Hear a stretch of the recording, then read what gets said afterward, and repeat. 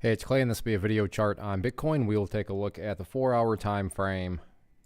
Real quick, what do I mean by 4-hour in case maybe you're new to charts? Instead of each one of these candlesticks here representing 1 day's worth of price action, which is what you would normally see, each one represents 4 hours. So while this here may look like a couple of weeks worth of time, it's actually just the past few days broken down into 4-hour time slices.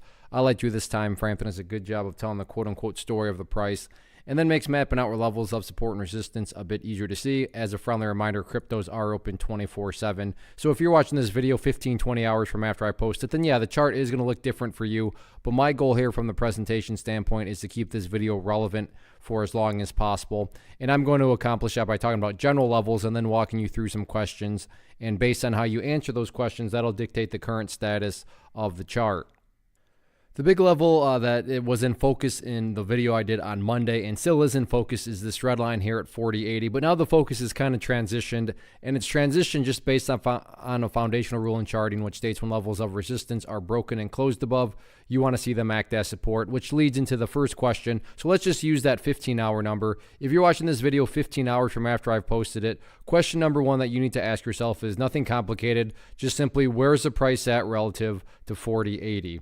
If you're answering the question that the price is still above it, then that's great. That implies that the breakout that has occurred as of this, the recording of the video has maintained itself. Now, it doesn't mean that the price has to, have gone up further, but even if it's just simply going sideways right here, like I said, going sideways and staying up above the 40.80 mark implies that that is where the low has been. And if you start to kind of look at previous lows, you start to get this stair-step effect going into play. So that's where 40.80 comes into play. Now, in the event you're answering the question, the price is down below 40.80, does that mean the entire chart's destroyed? I'm not saying that, but the next immediate question you would want to ask yourself is, well, where's the price at relative to 40.40? If the price is down below 40.40, at that point in time, things are looking a little bit shaky, but as of right now, it's looking like 40.80 is going to hold up strong.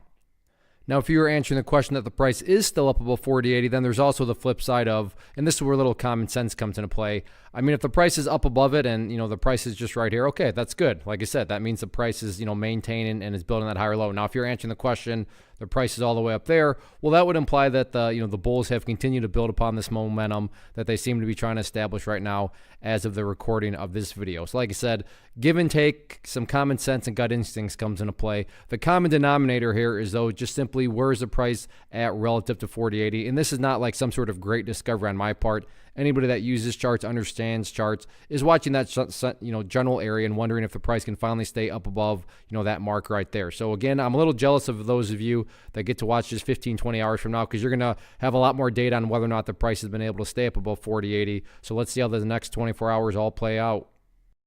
One of the biggest questions that I get is, hey Clay, how do you find the stocks that you trade? So what I've done is put together a free resource guide where I talk about the tools that I use to locate stocks that I find interesting and think may have potential. So if that sounds like something that could add value to you as a trader, then click on the image that is up on the screen right now and I will email you the guide. The guide itself is very short and to the point, and best part, it's completely free.